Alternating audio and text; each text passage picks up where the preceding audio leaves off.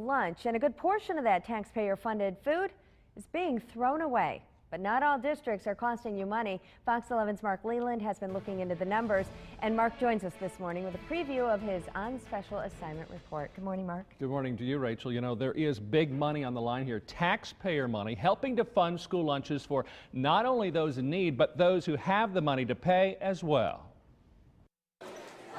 The National School Lunch Program cost taxpayers a whopping $11 billion last year. Schools get reimbursed for providing meals that meet USDA nutritional guidelines.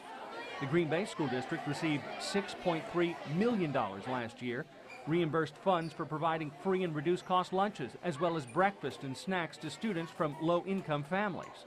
But the money also includes a partial reimbursement for those who paid full price for their meals. All of the meals are subsidized, including the so-called paid meals, and I think the public isn't aware of that at times.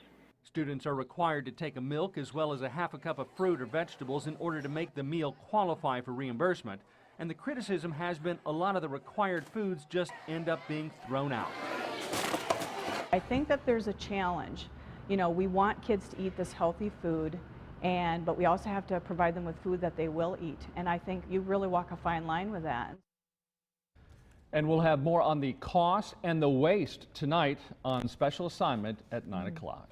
Are there also school districts choosing not to be part of this government-funded program? Yes, there are some of those districts in the state, like the Kohler School District, for example. They are not taking part and therefore not having to follow the new nutritional guidelines that are in place by the USDA. But Kohler says it has the flexibility now to create its own meals and its own dishes without having to make sure that every meal has the required amounts of protein or carbohydrates or whole grains, those different types of things.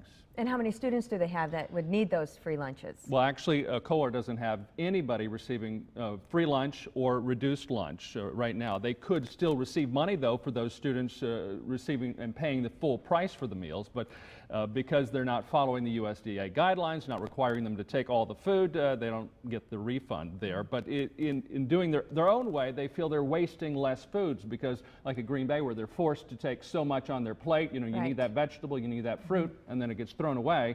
At Kohler, they don't have to take that, and so it's not being thrown away. Interesting. Thanks, Mark. And you can watch for Mark's on special assignment report in full tonight at 9.